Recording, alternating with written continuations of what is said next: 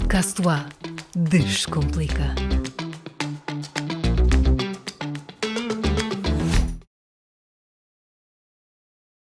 Olá, sejam bem-vindos a mais um Descomplica. Esta semana temos como mote educar para a sociedade do instantâneo. E connosco dois professores da Universidade de Aveiro para nos falarem deste tema. São eles João Afonso Correia. Professor Rui Vieira e a professora Lúcia Pombo são professores e membros do Departamento de Educação e Psicologia da Universidade de Aveiro e membros do Centro de Investigação Didática e Tecnologia na Formação de Professores.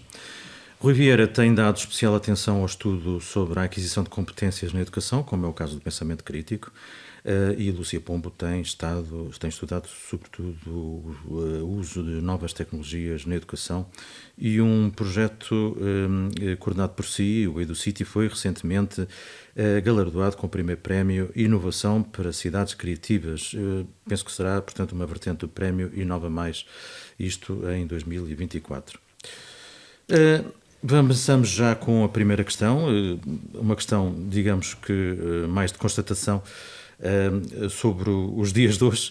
O ambiente e o estilo de vida das famílias contemporâneas, e em especial nas crianças e jovens, é caracterizado por um aumento exponencial das fontes de informação.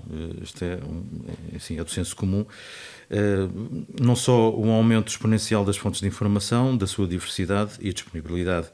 E é cada vez mais difícil manter o foco, dar atenção a algo, a questões concretas, e pode haver perda de competências básicas essenciais à vida ou simplesmente competências estão a mudar. E é uma questão apenas de pôr as coisas em perspectiva ou em contexto, ou de facto estamos aqui a assistir a uma perda de competências essenciais para resolver os problemas básicos do dia-a-dia. Professor Rui Vieira. Bom dia, obrigado pelo convite. Essa questão é uma questão complexa, eu vou tentar resumir em três pontos essenciais. A primeira é, de facto, há uma mudança social, económica, política e de contexto, muito também derivado, como vocês apresentaram, das tecnologias e da sua diversidade e variedade e a sua utilização em qualquer contexto. Sabemos que têm sido usadas e determinadas políticas educativas ao nível central e outras mais contextuais, ao nível de algumas escolas, mas no essencial, o que é que importa salientar? Há uma mudança, as crianças de facto têm níveis de atenção mais baixos, deixem-me só dizer-vos, essa é uma preocupação que temos vindo a detectar e resolvemos fazer até um estudo comparativo entre os níveis de atenção das crianças portuguesas no início da escolaridade, primeiro ciclo do ensino básico, primeiro ano, portanto, quando entram na escola, para ficar claro, e comparativamente com o Brasil, e detectamos padrões similares. O mais preocupante não é o ser similar, o mais preocupante é serem padrões de atenção. Há vários tipos de atenção, não vou entrar em questões técnicas, mas na atenção, em geral, as crianças mantêm o foco numa tarefa apenas, em média, 7 segundos. Isto é a atenção de um peixe que tem um cérebro minúsculo. Isto é muito preocupante. É muito pouco. Pronto, muito pouco. Porque a criança, ao fim de 7 segundos, desliga e a sua imaginação vai vaguear e deixou de ter a atenção, nomeadamente focada para a aprendizagem. Portanto, é muito difícil aprender assim, é muito difícil estar na escola a tentar dinamizar o que quer que seja para o ato educativo desta forma. Isto explica porque é que é tão difícil desenvolver aquilo que vocês chamaram as competências, aquisições básicas e também as competências que se espera que o aluno comece a desenvolver a partir do primeiro ano até o 12º, que é aquilo que nós temos como documento, o perfil do aluno à saída da escolaridade, no final da escolaridade obrigatória, que é o 12º ano. 18 anos de idade. Há aí um conjunto de 10 competências. Uma delas, por exemplo, que é a que eu tenho estudado há mais de 30 anos, que é o pensamento crítico e criativo, está longe dos níveis desejados em qualquer nível de ensino, deixem-me dizer-vos, incluindo no ensino superior, incluindo na nossa universidade. E isso é que é preocupante. E tem vindo a reduzir? Não temos dados sobre a sua... Não temos dados nesse sentido. Temos dados consistentes que apontam ao longo dos últimos 20 anos, onde temos dados de várias instituições de ensino superior portuguesas, mas também espanholas, também francesas, etc. E a nossa média é sempre um pouco mais baixa do que, por exemplo, os nossos vizinhos espanhóis. Pergunta-se porquê, é uma boa pergunta. Há várias explicações, mas não temos nenhum estudo feito sobre isso. E elas mantêm-se mais ou menos num nível consistente e constante. Dito isto, o que é que importa dizer? Que há alunos, e o PISA, o mais recente, traz já dados sobre o pensamento crítico e a criatividade, que é a primeira vez que a OCDE introduz essa medição, e os dados apontam para um conjunto de alunos portugueses que têm bom desenvolvimento dessas competências. Portanto, alguns alunos desenvolvem-nas, há alguns professores a fazer um bom trabalho. Deixem-me dizer-vos, como coordenador aqui do Programa de Observação de Pares na Universidade do POP, eu tenho visto práticas de colegas muito estimulantes do pensamento crítico e criativo. Portanto, há bons exemplos, há pessoas a trabalhar essas competências, mas provavelmente serão ainda em número muito escasso, e isso é que é preocupante. Professora Lúcia, os jovens estão a usar mal as tecnologias que nos inundam, e os inundam especialmente eles com informação e estímulos vários. Precisam de ajuda para lidar melhor com elas? É necessário apostar numa educação diferente e adaptada a estas nova realidade? Sim, os alunos estão hoje em dia muito focados na tecnologia do imediato, do scroll, do ver imagens de segundo a segundo, estarem ali tempos infinitos agarrados ao telemóvel, onde de facto não estão a aprender. Estão a passar o tempo, mas não estão a aprender. As redes sociais também utilizam muito as tecnologias para as redes sociais, que muitas vezes têm gerado preocupações graves, porque o aluno por si só, ao ver os outros, quer atingir também o que os outros estão a fazer, e de facto isso causa problemas de autoestima, e daí vêm outros como a ansiedade, o stress, tudo isso, e portanto são problemas bastante graves. E de facto é necessário estarmos todos comprometidos em tentar ajudar estes nossos jovens, não só em casa, como pais. Os pais devem controlar, é mesmo esta a palavra, controlar não só o tempo de utilização das tecnologias, como também o que é que os filhos estão a fazer com elas, porque muitas vezes há aquela sensação de que o filho está protegido porque está no quarto e não está noutro sítio qualquer, portanto sabem que o filho está ali em casa, o filho ou a filha, mas de facto não sabem o que é que ele está a fazer, e isso é muito preocupante. Ainda há dias se viu as reportagens na televisão, os jogos que não são jogos educativos, porque os meus projetos até são muito baseados em jogos móveis, mas estes que eu estou a falar são jogos muito, muito dedicados ao combate, às guerras, aos tiros, e de facto não há grande aprendizagem. Eu diria até que se calhar nem há nenhuma aprendizagem com isto, tirando se calhar o inglês que podem falar o chat uns com os outros. E portanto isto é muito preocupante. É necessário em casa estarmos focados neste problema, tentar ver o que é que os filhos estão a fazer. Nas escolas, tentar utilizar as tecnologias de forma a promover a reflexão também. É possível utilizar as tecnologias para promover a reflexão, para promover trabalhos colaborativos, muito ao contrário do que se espera nas tecnologias do one-to-one, em que cada pessoa tem o seu telemóvel e estão ali isolados, portanto não há comunicação. Muitas vezes quando há comunicação é através dos chats, e portanto toda esta parte mais humanizada, mais humana, fica posta em causa com as tecnologias a estarem a ser usadas assim. E por outro lado também os mídia também acho que têm aqui uma importância fundamental.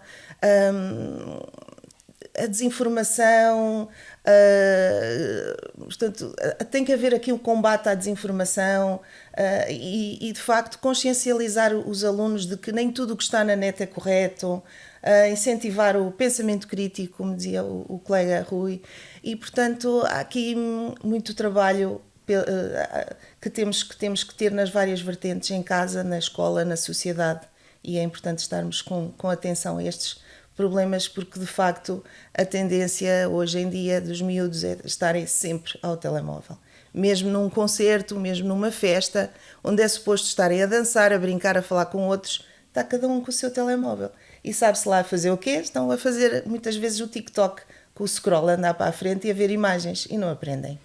Portanto, perde-se muito, não é? Pode Sim. ganhar-se também, porque, obviamente, bem usadas as tecnologias Sim.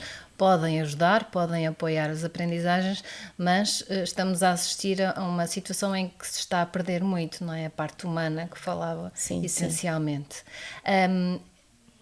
Tem vindo a falar-se já há algum tempo na criação eventual de uma disciplina, não é? Que eduque para as tecnologias, para os média. Acham que, e pergunto aos dois, se a criação de uma disciplina dessas nas escolas, nomeadamente na escolaridade obrigatória, se realmente neste momento é algo que devia de facto avançar, devia acontecer. Sim, eu posso começar. Sim, eu estou-me a lembrar aqui que há estratégias pedagógicas que se podem utilizar recorrendo às tecnologias e, de facto, transformar esta tendência para o imediatismo e para o clicar sem pensar. Portanto, é necessário ter tempo para parar, para pensar, para refletir. E uma das estratégias que se pode utilizar, por exemplo, nessa disciplina, se vier a ser utilizada, é deixar de que os alunos deixem de ser apenas consumidores da tecnologia, mas passem eles também a ser produtores. Fazer podcasts, porque não? Fazer vídeos, fazer outro tipo de tarefas educativas, onde eles de facto tenham, ou por exemplo, a aprendizagem baseada em projetos, em que há um desafio, um projeto, um problema que os inquieta ou que seja atual e pertinente, que os alunos possam estudar e que de facto com essa metodologia eles possam utilizar as tecnologias, porque proibir, se calhar também já lá vamos falar mais à frente, mas proibir se calhar não será a forma mais eficaz de combater, mas é de facto deixá-los utilizar as tecnologias, mas com outro propósito, com o propósito de criar, serem eles os criadores, têm que pensar, têm que refletir, e também o trabalho colaborativo, para que possam de facto pensar com os seus pares, a construir, a desenvolver, a refletir, e portanto deixarem de ter tempo para o scroll, se calhar inverter aqui os tempos, deixar que o tempo fique reduzido para estarem sozinhos com o telemóvel à frente e de facto utilizar as tecnologias com outro propósito, com o propósito de aprender, de refletir, de partilhar e de pensar antes de agir. Professor Rui Vieira, faz sentido uma educação para os média na sequência desta questão que estava aqui? Claro que sim. colocar? Deixem-me só dizer que ela já existe, de alguma forma, na cidadania e desenvolvimento, que é uma área que tem uma hora no segundo e terceiro ciclo e é transversal no primeiro e no ensino secundário. Mas já é muito pouco, não é? É muito pouco, claramente. Ainda por cima, como vocês sabem, foi muito discutida no verão a proposta de algumas mudanças, porque havia temáticas e agora este governo introduziu propriamente um programa mais temático, e uma das questões que levantou mais polémica, como sabem, foi a questão da educação sexual, mas está lá também, um dos temas é a educação para os média. Mas mais do que isso, mais do que a disciplina que existe também no terceiro ciclo, em muitas escolas, com uma oferta complementar de tecnologias de informação e comunicação, do meu ponto de vista, o que precisamos de mudar é a tríade que nós fazemos investigação no Centro de Investigação em Didática e Tecnologia na Formação de Formadores, temos vindo de diferentes formas e com diferentes ênfases a estudar, que é, primeiro, é preciso apostar na formação de professores. Os professores, a maior parte deles não está preparado para o uso das tecnologias, para o uso didático e pedagógico, para a aprendizagem, como a minha colega Lúcia referia. Segundo, é preciso preparar e mudar a formação de professores. Fizemos mais uma mudança na formação de professores para responder a um desafio social, que é a falta dos professores, mas essa mudança tem que ser feita também para atingir e para ir ao encontro da sociedade atual e das necessidades atuais. E terceira, temos que alinhar tudo isto com políticas educativas consistentes e com medidas económicas e sociais que apoiem estas mudanças.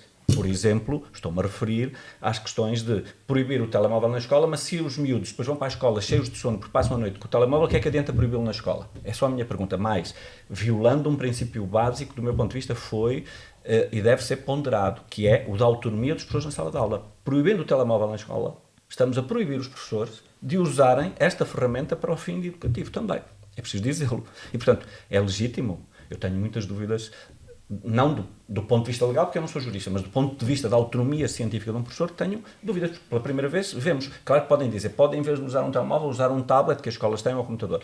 Eu convido quem não conhece as escolas a ir às escolas e ver a rede da internet como está. E um professor que queira carregar, eu vejo os meus estagiários a querem carregar um simples vídeo, 2, 3 minutos, ele está ali a moer e não carrega. Portanto, o que é que adianta termos tecnologia se depois não temos os meios para o seu bom uso e para o seu adequado uso? Ainda por cima, numa cidade que tem quase toda 5G, faz sentido isto? Quando é que nós mudamos esta política social e económica de investimento na modernização, por exemplo, das redes e dos equipamentos? Isto são necessidades que, se não forem atacadas em conjunto, nós vamos andar sempre a remediar e não a pensar estrategicamente. E é isso que me preocupa muito na educação, é o remedeio, porque agora estamos focados na questão mediática, mas ela é apenas uma ponta do todo que tem que ser alinhado e que tem que ser pensado globalmente. Isso é pensado e é ponderado pelas várias instituições. Eu não estou a dizer que isto é uma responsabilidade só do Governo. É também, e o Governo tem dado passos no sentido,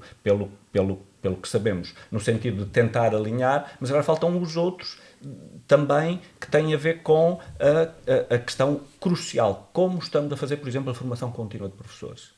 Quais são as ênfases? Houve um investimento nas competências tecnológicas dos professores no pós-pandemia para subir o nível de literacia e de competências da sua utilização. Teve efeitos, não teve, é preciso agora ter um estudo sobre isso. E eu desconheço sobre o impacto que essa formação teve e que envolveu quase 100 mil pessoas em Portugal, que é um número enorme, e nós temos até dados sobre a selfie, a percepção que eles têm sobre o uso das tecnologias. Esses dados têm vindo a ser estudados por várias pessoas do nosso centro de investigação e portanto, apontam para um cenário que tem que ser ponderado para a tomada de decisão. Bom, professora Lúcia Pombo, as tecnologias, temos estado a falar nos riscos e nos problemas associados ao uso das novas tecnologias, mas têm aspectos positivos e nesses aspectos positivos já há projetos que a professora tem vindo a coordenar, nomeadamente o EduCity e outros, não é? Sim, eu tenho de facto utilizado as tecnologias nos meus projetos, são eles educativos, envolvem a comunidade, envolvem os alunos, o uso das tecnologias e muito o outdoor, o aprender fora da sala de aula e também ao longo da vida. E de facto é possível, são exemplos práticos, tanto no EduParque, em que os alunos saem para o parque onde têm desafios, têm caça ao tesouro e têm a tecnologia, têm o telemóvel com a aplicação onde fazem um percurso no parque e aprendem com isso, mas de facto têm o ambiente onde eles podem observar à sua volta antes de responder, têm que negociar entre eles. E de facto há aqui também uma novidade, é que eles trabalham em equipa, muito ao contrário do cada pessoa tem o seu telemóvel, não é um telemóvel por equipa, e de facto isso muda as coisas, faz com que haja partilha de conhecimento, que haja negociação antes do simples clique para andar para a frente. Já sabem que não é o chegar primeiro que conta, nem é a rapidez, é de facto aprender com a aplicação neste caso. No caso do EduCity, a aplicação teve uma grande melhoria, é que para além de se poder utilizar apenas os jogos criados por nós, cada pessoa pode, ela própria, o aluno, o professor, qualquer pessoa pode criar um jogo e pode criar conteúdos de realidade aumentada sem ter competências de programação. E de facto estamos aqui já num nível de utilização de tecnologia bastante desafiante, em que a pessoa é a criadora, e quando se está a criar tem que se pensar o que é que se está a fazer, para quê, como e qual é a finalidade no fundo. E isso é muito importante e faz toda a diferença. Já agora, só mesmo para terminar, há um terceiro projeto da família dos EDUs, que é o Edu for Health. É um projeto que aí vem de educação para a saúde, que está muito, muito relacionado com estas temáticas da utilização de muito redes sociais, jogos e tecnologias, enfim, os telemóveis. E estes problemas de ansiedade, de automutilação, que até é uma coisa que nos custa a dizer, mas que é uma realidade que está a acontecer nas escolas, a vontade de os miúdos, muitas vezes em situações extremas, quererem morrer, e de facto isto é preocupante e nós temos que fazer algo por estes jovens. E este projeto prevê, mais uma vez, a utilização das tecnologias. Não vamos deitar fora aquilo que temos e aquilo que faz parte do dia-a-dia, não só nosso, mas dos alunos e dos jovens, mas vamos utilizar para saber fazer, para saber ter uma boa alimentação, saber ter tempo para respirar, para ter uma educação mais tranquila e, de facto, aprender a cuidar de nós e a bem-estar, que é muito o que nos faz falta. Mas para que essas ferramentas cheguem aos jovens é necessário também que os professores, não é, estejam atentos e sejam capazes de as transmitir, de as colocar ao dispor. Sim, sim. É fácil fazer isso? Sim, nós em todos os projetos que temos vindo a desenvolver temos feito formação de professores, tal como dissemos que de facto é preciso, porque muitas vezes a formação de professores nas tecnologias está muito virada para a utilização da tecnologia de último grito e, portanto, saiu uma coisa nova, saíram os quadros, os whiteboards, e, portanto, agora toda a gente tem que fazer formação em whiteboards. Portanto, não é bem a utilização das ferramentas, é o que é que podemos fazer com elas. Não vamos usar os whiteboards para dar uma aula tradicional, não é? A ideia aqui é inovar e utilizar aquilo que temos de bom e de progresso, mas não esquecer a parte humana, é sempre essa a preocupação. Há pouco falavam da proibição. Proibir não é a melhor ideia, não é o melhor princípio, mas esta proibição dos telemóveis nas escolas tem alguma coisa de positivo, ou não? Claro que sim.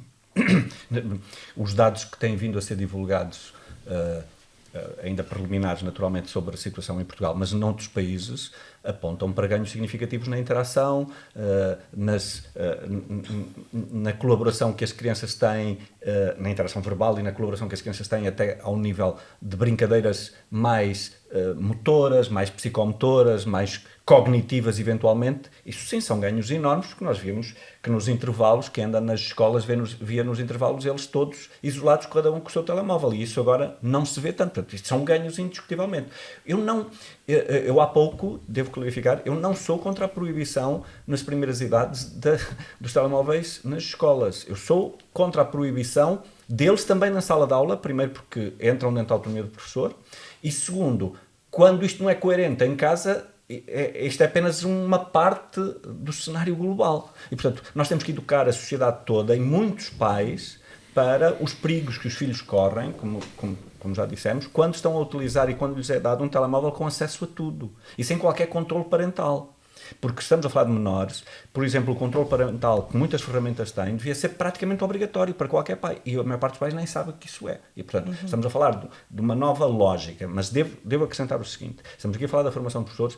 Esta conversa dava muitos programas, deixem-me dizer, porque estamos a falar de questões educativas de fundo e há uma, vou dizer isto de uma forma provocativa, há uma ignorância profunda, porque toda a gente fala de educação quase como fala de futebol, e o futebol já é complexo, mas a educação tem uma complexidade que não merece conversas breves, mas, parabenizar obviamente, usando aqui o brasileirismo pela iniciativa, mas dizer-vos o seguinte, que é, primeira ideia, a formação tem que ser uma formação que deve seguir as orientações mais recentes e os princípios e as vertentes e as fases que a investigação tem vindo a apontar para uma formação eficaz. Não é uma formação só para acreditar as pessoas para a progressão na carreira, porque sabemos que essa tem sido, muitas vezes, usada sem impacto nenhum.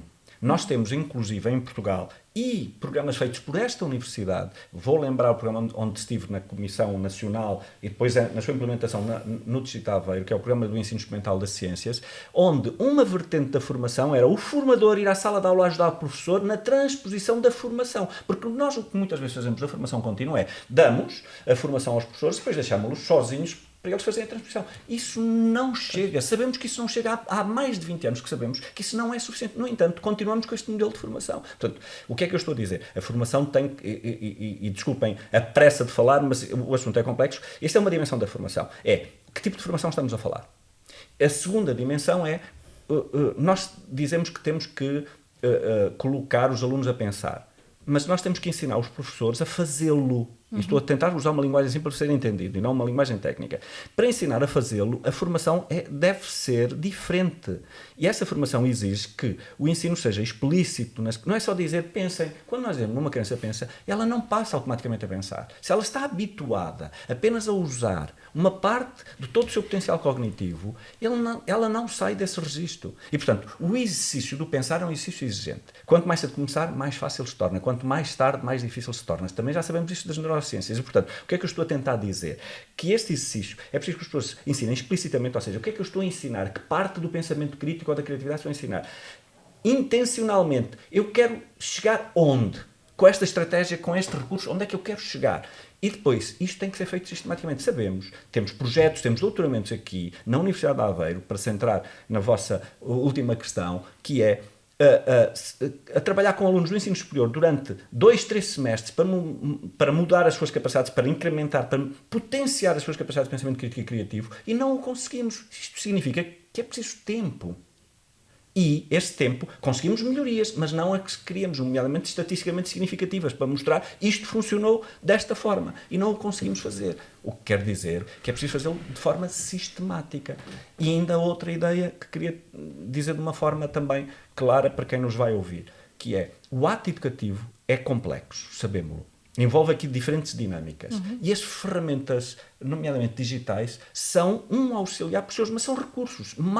Como a minha colega Lúcia estava a dizer, mal utilizados, não servem para nada. Pelo contrário, passam uma ideia que é contrária do ato educativo. E a diferença entre a utilização no dia-a-dia para scrollar, como aqui já foi dito, e a sua utilização educativa, que deve ser pontuada em aulas em média de cada 50 minutos, 1 hora, devem ser pontuadas no tempo e usadas com parcimónia, e não o tempo todo, como muitas vezes tem vindo a acontecer, é que precisa de ser trabalhada também na formação. Isto não quer dizer que não haja professores bem preparados. Eu volto a insistir, não quero passar aqui, nós não queremos passar aqui a ideia que os professores de todo não estão preparados para as dinâmicas. Há pessoas que têm feito um esforço de atualização, de formação, de pós-graduação. Nós temos cada vez mais procura nos nossos mestrados e nos nossos doutoramentos de alunos e de professores que estão nas escolas, ex-alunos e atuais professores que estão nas escolas e querem vir melhorar a sua formação. E, portanto, temos doutoramentos, até temos um doutoramento com o Departamento de Comunicação e Arte em Multimédia e Educação, sobre a utilização das tecnologias na educação. E, portanto, a Universidade está preparada e tem vindo a fazer este esforço e o seu caminho para ajudar na mudança. Mas é pontual, porque nós abrimos anualmente 15 vagas, portanto, é um esforço muito pequeno para a dimensão e as mudanças que precisamos. E, portanto, há aqui um desafio pela frente grande de todos nós para a mudança. E só dizer isto, termino já, que é desta forma. O desafio que nós temos, educativo, pela frente, é, de facto, um desafio grande que envolve, naturalmente, as tecnologias, mas envolve a comunidade educativa. Ou seja, a minha colega Lúcia falou nisso, da importância do outdoor, do trabalho de campo, etc., da coordenação, e não estamos aqui a falar de discussões nem de visitas de estudo, estamos a falar verdadeiramente de educação formal e não formal e a sua articulação, é disso que estamos a falar, portanto, para ficar claro.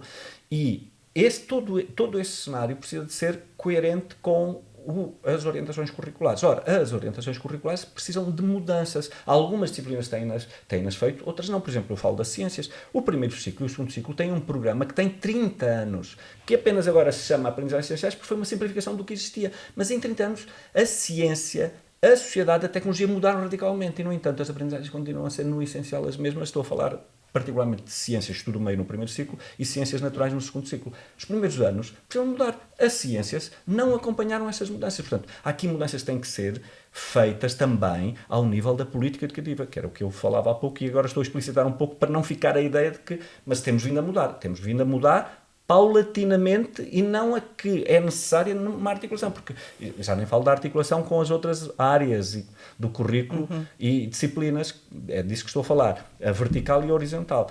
Esse é um trabalho que tem que ser feito e esse trabalho exige tempo também, não se pode pegar em comissões diferentes, fazer mudanças nos programas e que estão os programas, ou as aprendizagens essenciais, ou o que lhe queiram chamar, metas, o que for, e aqui vamos implementá-las. Tem que haver articulação entre elas e depois tem que haver formação adequada para elas. Portanto, há aqui um esforço global que tem que ser feito, que outros países estão a fazê-lo e que nós precisamos urgentemente de fazê-lo também. Ainda nos falta algum tempo, não é? E algum esforço para isso. Só muito rapidamente, antes de terminarmos, professora Lúcia, estamos aqui a falar da necessidade de mudar muita coisa e de formar os professores. É possível também formar os pais para que tudo seja mais fácil?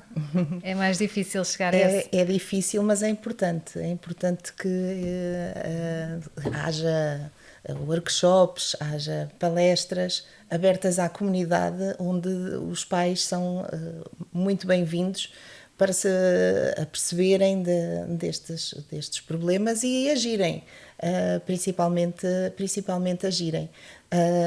Nós temos contemplado nos projetos, de facto, ações onde os pais são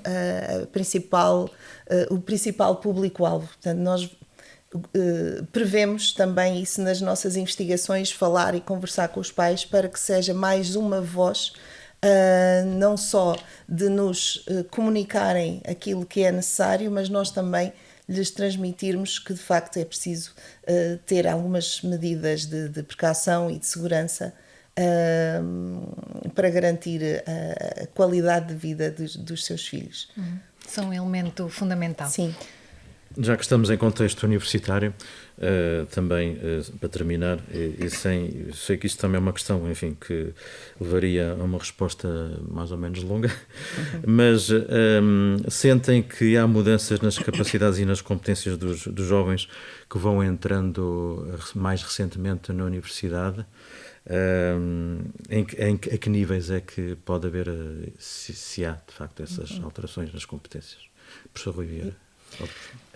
Essa é uma pergunta, como disse, e também complexa na resposta. Eu vou tentar responder. Claro que há mudanças, elas são visíveis. Eu não trabalho, nos últimos anos não tenho trabalhado com licenciatura, portanto eu não contacto logo no primeiro ano. Trabalho mais com mestrandos e doutorandos. Mas nota-se a mudança quando eles chegam ao mestrado. Não só derivado da licenciatura, mas também do percurso que tiveram ao longo do ensino básico e secundário nas escolas portuguesas, públicas e privadas. Eu diria que há uma mudança, desde logo, ao nível da forma como se sentem e relacionam com o saber, em geral. Isto significa o quê? Significa que estamos perante um novo desafio que começa a ser visível agora já, que é a inteligência artificial generativa. Ou seja, eles sentem que muito do que lhe está a ser ensinado está disponível, é só perguntar ao ChatGPT ou ao Gemini ou quem quer que seja e a resposta está lá. E, portanto, mais uma vez, a necessidade de educar-nos para o uso adequado, para avaliar, por exemplo, quantos são os professores, eu tenho um estudo nesse sentido, quantos são os professores que trabalham explícita, para explicar os termos que eu há pouco usei, explícita e intencionalmente as capacidades ligadas ao avaliar da credibilidade de uma informação. Quantos professores? Praticamente nenhum. Eu tenho um estudo feito sobre isso, doutoramento, em que fez um levantamento e a maior parte das pessoas não faz isto intencionalmente. Isso, pontualmente pergunta, nomeadamente em disciplinas como filosofia, vamos ver as fontes, vamos ver a qualidade das fontes. Isto é importante, mas é uma parte da avaliação da credibilidade das fontes. E, portanto, esse trabalho tem que ser feito explicitamente e por todos os professores nas várias áreas, porque isto é transversal. Estamos a falar de 10 áreas de competência que o perfil diz que todos os professores têm que trabalhar ao longo da escolaridade obrigatória. O que quer dizer que estamos perante um desafio grande de mudança que depois se reflete também no ensino superior. E outra mudança, do meu ponto de vista, que é preciso repensar, é a forma como os alunos escrevem e falam, e nomeadamente o que me diz respeito, que são as capacidades. Uma parte do pensamento crítico é a argumentação. E nós vemos níveis baixos de argumentação. Não é só as razões que suportam a sua posição, é a forma como ela é suportada. E isto é, do meu ponto de vista, perigoso, porque isto leva a populismos rápidos que estamos a assistir. E, portanto, os populismos existem porque as pessoas não mobilizam a sua cognição. Porque vão atrás do que é popular, do que está na moda. E não de razões científicas ou tecnológicas que sustentam a sua posição. E isto é preciso, exige uma ponderação, uma mudança, baseado no conhecimento, isto para reforçar a importância do conhecimento científico. Ele pode estar no ChatGPT, mas tem que ser mobilizado e tem que ser compreendido. O que é que lá está? Qual foi? Como é que chegamos ali? Não é? E isso também precisa de ser trabalhado em contexto, como foi dito, para a resolução de problemas, para a tomada de decisão. O que temos é que mudar também a forma como trabalhamos as várias competências. Atenção que estamos a falar de competência ao nível de conhecimento, se isso é que é uma competência, ao nível de capacidade de pensamento e ao nível de atitudes e valores. A competência afetiva não pode ser desprezada nesta tridimensionalidade do conceito de competência, porque senão as pessoas não são competentes.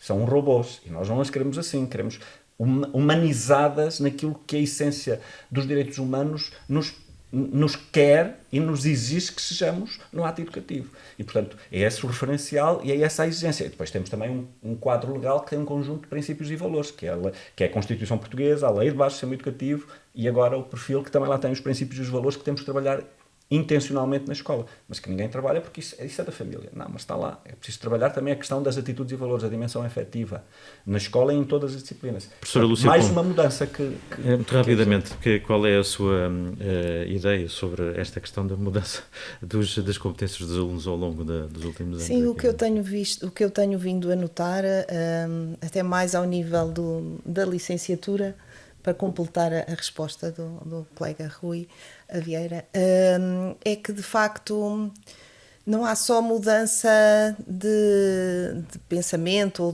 de estar, é muitas vezes a mudança de comportamento. Em situações em que os alunos têm que fazer apresentações orais. E de facto, quando o aluno do ensino superior, de licenciatura, está numa posição de estar exposto ter que apresentar algo para a turma, em contexto de turma, nem sequer estamos a falar em comunicações, em congressos ou em palestras para o público. Em contexto de turma, temos vindo a notar nestes últimos anos muitos alunos e alunas com problemas sérios e graves de comunicação dentro da sala de aula, em que, pronto, não vou estar aqui a descrever, mas desde o choro a nervosas, a comprimidos que tomam na altura de ir a apresentar. E de facto, complementando tudo o resto que foi dito, da importância das fontes, uma série de... Pronto, agora também temos que terminar, mas de facto isso é uma coisa que nós temos vindo a notar e temos-nos vindo a questionar, porque é que será que hoje em dia há este problema de comunicação.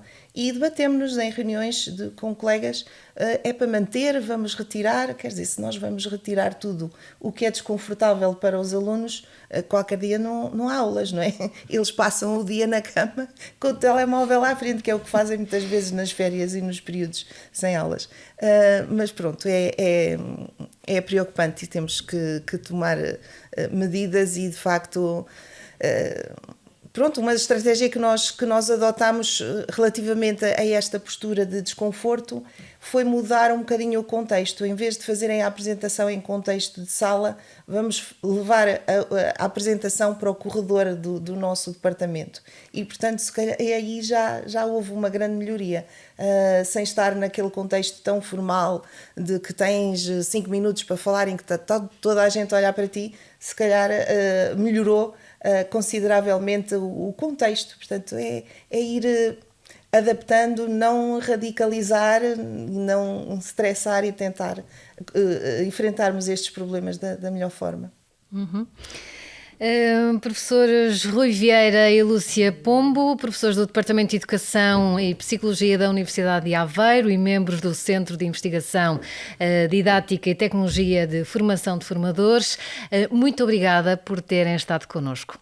E foi mais um Descomplica. Até à próxima semana. podcast do A. Descomplica.